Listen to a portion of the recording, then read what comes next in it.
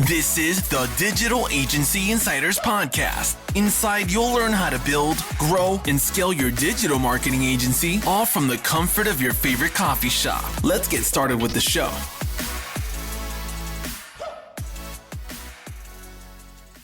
All right. Welcome to the Digital Agency Insiders Podcast, the podcast where we interview successful digital agency owners about how they started, built, and grew their agencies, giving you a behind-the-curtains access on ways to grow your agency as well. So if this is your first time listening to the podcast, I encourage you to subscribe to us on iTunes or Spotify or wherever you listen to your podcast. And then if you're there, give us a review on iTunes. Also, if you're watching this on YouTube, make sure you hit the subscribe button and hit the little notification bell so you know each time we release a new episode. So today we have with us Aaron Meyer with Full Circle Media. Aaron, I'm so excited to have you on the podcast. Hello. Oh. How are things going today? Things are peachy keen. I can't complain. I love it every time you say that. That's such a Southern term, peachy keen. I love it. So, Aaron, we love starting out these podcasts, learning about how people got into owning an agency in the very first place. So I like to ask, growing up, what was your dream job? What did you want to be when you grew up? My actual dream job growing up, I loved Legos. So when I was probably 8, 9, 10, that age where you're just playing with toys and stuff. Yeah. I had a massive bucket of Legos and Lincoln Logs, everything. I just like to build things. Uh-huh. And then finally when I got to college, I looked at, oh man, I'd love to be an architect. That would be nice. Yeah. And I looked over at University of Arkansas at their architecture program, and it was really top notch. But then being the idiotic freshman that I was, or going to be. Aren't they all? Yeah. I went to the program and did a whole walkthrough and campus tour and all that stuff. And I asked one of the students, how do you like it? What do you think? And almost all of them said it's a lot more work than you think it actually is coming in. Yeah. You solely have to be dedicated to do this. This is a job. Yeah. And I was like, good talk. Good to know. Not going down that road. I think I'm not going to do architecture anymore. So I mean, that would be the dream job, but looking back on it now, it's kind of a blessing because I see architects now and it's slim pickings. Yeah. Yes, it is. So. Yes, it is. It's funny you said that. I have a friend that's actually at University of Arkansas in the architecture program right now. Nice. So I know exactly what you mean. It is a lot of work, a lot more than a lot of other majors. So yeah. So you decided not to be an architect, and what avenue did you take next? So what did you actually major in? So I majored in marketing at Arkansas State University. And go what was then Indians, now Red Wolves. But yeah, I majored in marketing, and the reason I did marketing was just because I felt that was the best avenue to go, that I could possibly own a business, because I knew I wanted to own some sort of business. Did not know what it might be, but I felt marketing would be the best avenue for that. So what made you decide that, what made you say, I want to own a business? Is that something your family's always been involved in? How did that passion come about? Because I come from a long line of business owners. So it's inbred into me. So I always wonder if other people are the same way, or if it's just, Yeah, it's on my family side, there's only been a great uncle that owned a business. Mm-hmm. That's it. So there's no entrepreneurial gene or anything in me. I'm not going to say I have a long family line of dominating the world in business. But no, it was just something that I just knew it was just something that I wanted to do. I don't know what avenue that may look like. That could have been something in retail, or something of just owning a property management company or whatever. I mean, it didn't matter what it was. Yeah. I just knew if I went down the business owner aspect, entrepreneurial. I know it's a catchy term that everybody throws around now, but the business owner aspect, that I could have multiple avenues of doing various things. And that's kind of what I wanted to do. I just wanted to own a business and be able to not just help myself, but help others, and then take that avenue and go do more things that I want to do. Yeah, I like it. Well, and if majoring in marketing, no matter what business you had, you need marketing. So it was applicable to all of those. So you graduated with a marketing degree. Then what happened? Then I got my first real job, big boy job, with the local television station here in Jonesboro, and I sold television and digital advertising. Nice. Yeah, so that was a little scary, just because it was the first real job where you're gonna have to like push yourself. And back then, I don't know if they still do it now, but back then it was, you have a year guarantee, but it was super low. And with that guarantee, your goal was to not only break past that guarantee, but like practically double it, so that when you go into your year 2, you don't have that guarantee and you're doing just fine. Yeah. You've built up a big book of business. Yeah. But yeah, got into that. I actually got into that job because I did an internship with the marketing department at the hospital here, St. Bernard's. Nice. And unbeknownst to me, they sent my resume to KIT, and KIT called me out of the blue and said, "Hey, we don't have any job openings, but I've heard good things, and let's just have coffee." So yeah, so that's how I got that job. Yeah. Well, and I didn't think about this until just now. You and I have known each other for a little while, but if you were at KAIT the same time that I was in Jonesboro, we were competing against each other, because I was selling radio ads and you would have been selling TV ads. Ooh. So depending on what years it was, which I'm not going to reveal on here what years those were, but you and I could have been probably competitors. Yeah, what are you talking? 2 years ago, wasn't it? Yeah. Let's just go with that. Yeah. Same here. So how long were you at the TV station? Oh, I was there for 7 years. Yeah. 7 years. The last 6 months, 8 months or so, I actually moved into the management role, the local sales manager. And looking back on it, I got a big old taste of corporate world. And I figured really quick that poop travels downhill in the birdcage in a corporate world. So I am the bottom of that birdcage. So I quickly was like, I don't think this is for me.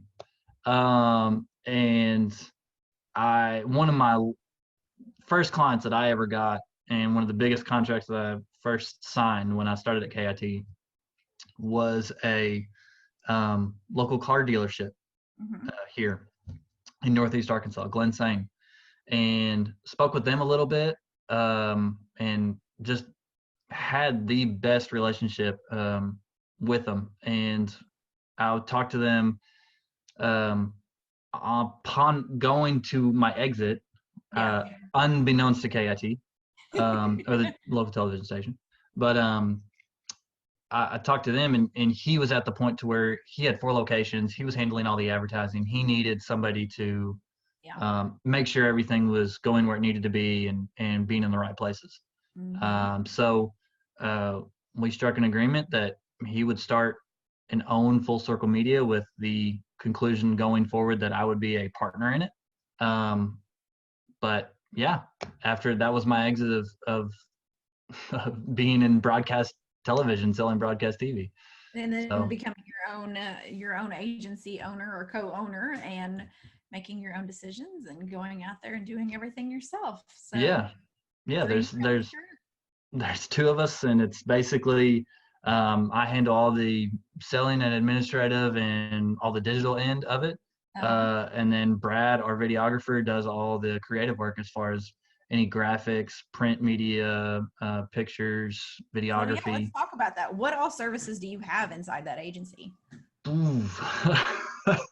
Wide variety for right now, a wide variety, yes. Right now, our I guess three would be social content scheduling, Okay. videography, and websites. That's kind of the three that, out of all of the different industries and businesses that we're working with, it all basically narrows down to those three. Gotcha. But that doesn't mean we also don't do any Facebook ads, lead gen, chat bots, They all that just fun fall stuff. into the categories depending on where they are. Yeah, yeah. I like I, it. I like to keep it more custom Yeah. because each business is absolutely different. I feel like even when you talk to people in the same industry, Yeah. or in the, you could talk to a realtor and this realtor would be like, well, I don't need Facebook content or any social content scheduling.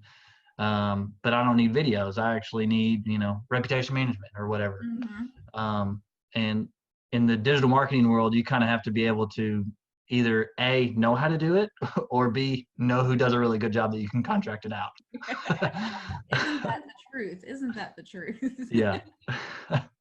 So you and I'm cheating a little bit here because you and I had a conversation the other day about some clients that you've got, and I would love to go down that avenue of, maybe not talking about the fun stuff, not so fun stuff, but you had to let a client go recently. Yes. So one, let's go back and talk about this client and what you got him into your agency for. I know he was a video production client. Mm-hmm. So tell us a little bit about how it went from finding him, getting to know him, getting him on board, and then we could talk about the exit after. The long overdue exit. Yeah. Yeah. So we had this, to get this client, basically we were calling around on some local Jonesboro businesses that we felt could be good prospects for video production. Typically if they're single location, in an industry that maybe not be high revenue. So, if it's retail or stuff like that, they're typically not a good candidate. But we came across this prospect who had 7 locations across Missouri and Arkansas. I didn't even know that. 7 locations. Wow. Yeah, 7 locations. I think 2 were in Missouri, 5 were in Arkansas, and we reached out to them and talked about how we'd really just want to start the discussion as far as video production and just sit down and chat and see if we could help you guys out. And it was absolutely pure luck because the person that we talked to had said, yeah, we actually just talked about in a meeting last week. They meet every Monday.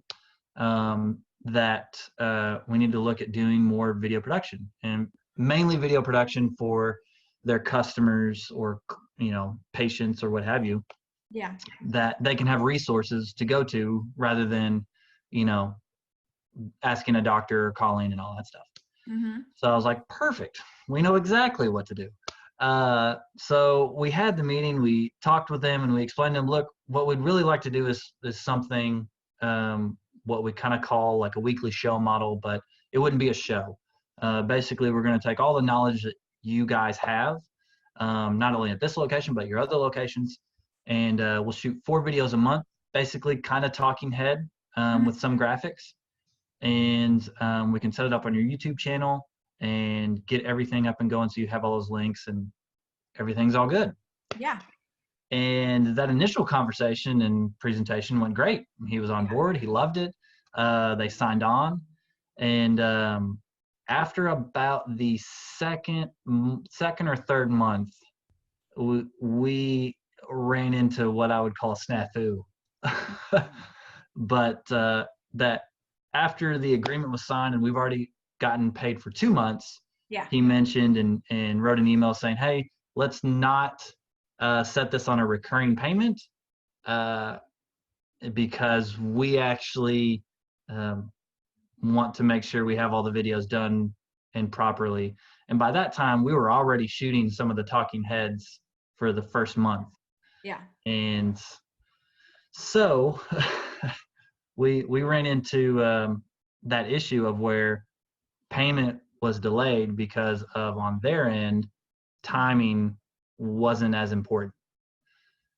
So were there warning signs and lights flashing? Like, are you looking at that point where you're like, this is not going good? Like something's off here. At the time, it was subconsciously. Yeah. I was thinking, you know, I know they got a lot on their plate because they were looking at doing some other things as far as like doing some more outside advertising as far as radio or TV or whatever stuff that they probably had on their plate. They, you know, this is a client resource videos. They probably didn't see as top priority.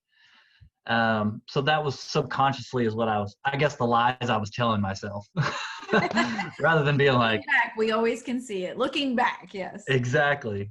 Now it's like, you know, fire alarm, like, yes, let's shut this down. Yeah. So what initially started in February, early March, drug out all the way to 10 months. Yeah, in November, and we still hadn't even finished the original 8 videos that were paid for. All due to a delay in him answering emails. It would be a month, and his ideas on the videos would change halfway through. So after 4 to 5 months, we were like, all right, let's just work to get these 8 videos done and get it off our plate and say we're done. So that took about 10 months to actually have that get across. That's crazy. Absolutely crazy. So what did you learn from going forward? What could you have changed with this particular client, do you think? I think with the way we probably should have just stuck to our guns. I think we allowed a little too much creativity on the client's end. We set the expectations up front of what those videos would portray and what they would look like. But I think going down the line, we didn't stick to our guns and say, that's not what we originally talked about. If we go down that route, we may have to charge more because of X, Y, and Z. Yeah. So, because I wouldn't mind doing it. Yeah. If we would have got paid for the extra hours that we were doing. Isn't that the truth? Isn't that the truth? You and I are a lot alike when it comes to just Southern politeness, and we want to think the best of people and just, you know, oh, he really wants to do this, but he's just the off. And I am guilty of that above anyone else. So my wife my wife is polar opposite of me when it comes to new people. I instantly meet someone and I'm like, yeah, I trust them. We're best friends. They'll watch the dog tonight. Let's go out, you know. My wife's more like, no, they could be a killer. I'm just like, whoa. Calm down. Yeah. It's a little too far. Yeah. So since then, have you changed anything that you do when it comes to getting new clients as far as contracts, things like that? Is there anything that this crazy scenario has changed the way you do business or the way you go after business even? Because I know when we talked in the beginning a while back ago that like that person seemed like the ideal like golden client. I remember you being like, they want to buy all their own equipment and they're going to set up a studio, and it like sounded amazing. And I was honestly pretty darn jealous over this client. I was like, how did he do this? I am not going to lie. When they signed on and talked about, hey, what do we need to set up our own studio? And we gave them all the plans that they bought. We didn't even buy it.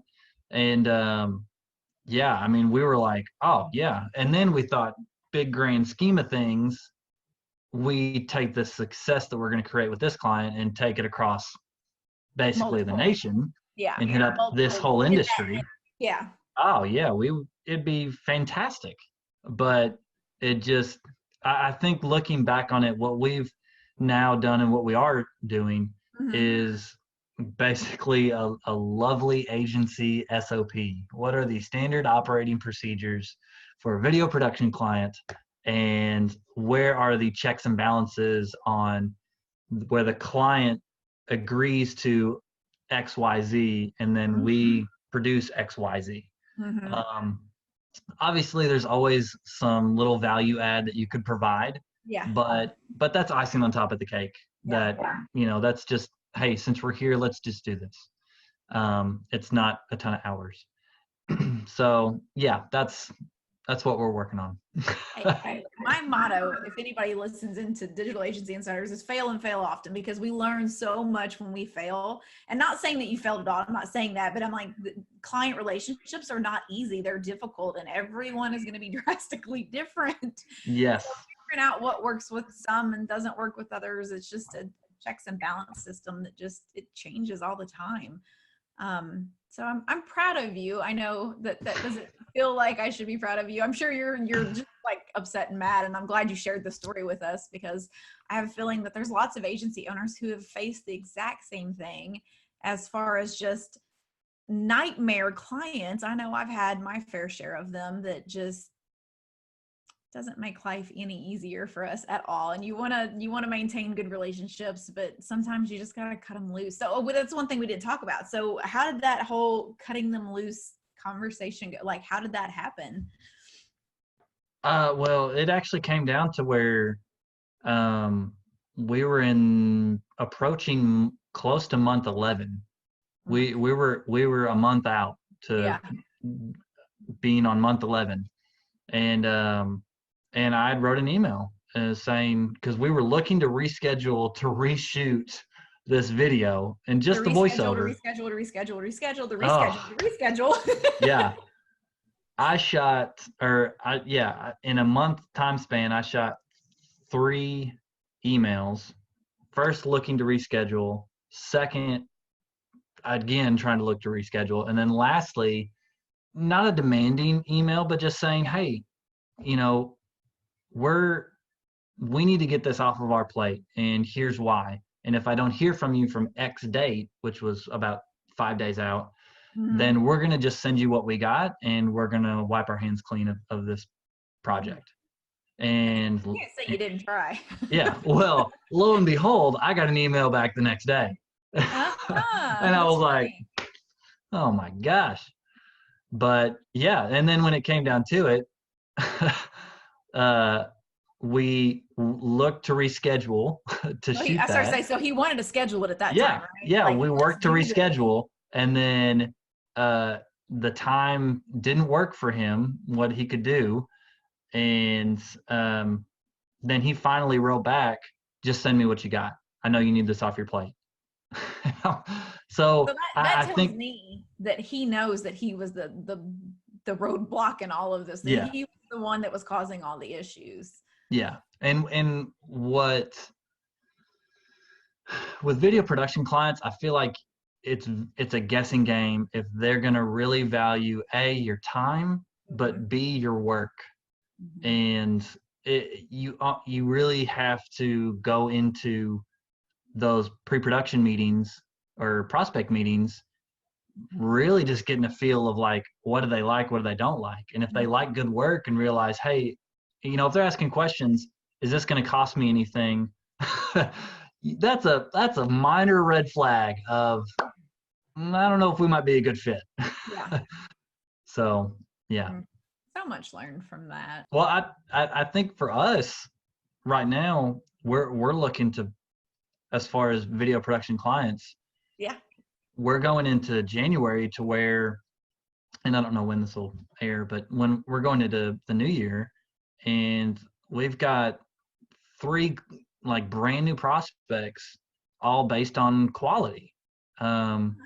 Demonstrating, first off, A, we know what we're talking about, but B, showcasing some of the work we have done, and them being impressed and not going the cheap route. Because we've had a discussion to where someone locally is looking to grow. They're opening a second location, and they actually reached out to us and said, look, we're needing quality video. We realize that what we has been video, but it just hasn't been real brand storytelling quality and well shot and all that fun stuff. So they actually reached out to us, which it was something we kind of wrote them off. We had a meeting and discussion months ago, 3 or 4 months ago. So. And you wrote them. So that's a big key thing there, guys. Even though you think that you can just like let them go, they're not going to be a client. Don't ever stop following up. Never stop following up. Yeah. So how many times did you guys meet once and then you talked like 3 or 4 times and then you were just like, yeah, I'm moving on?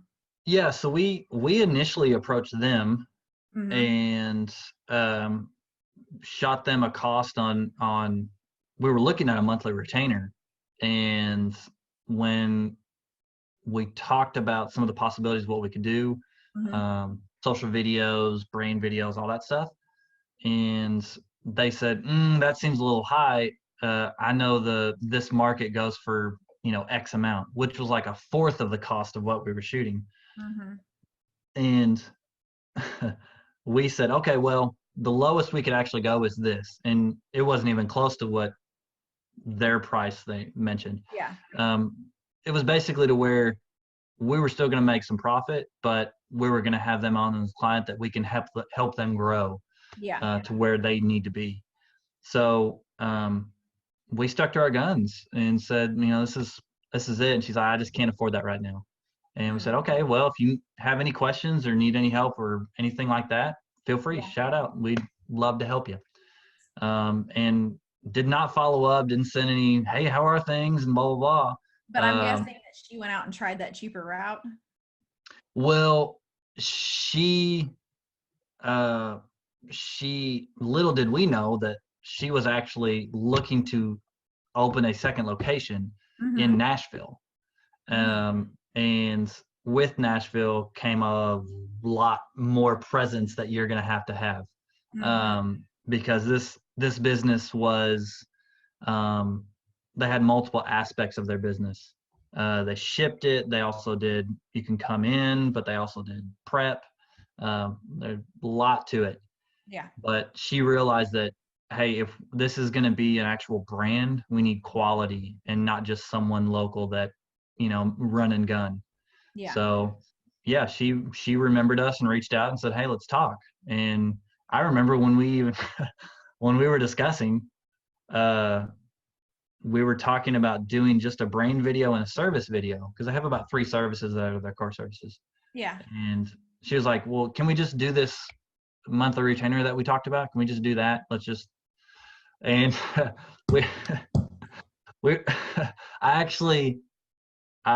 I told her, I said, look, I don't want to do that right now. Let's put that in our back pocket, because right now the main focus is getting this brand and this service.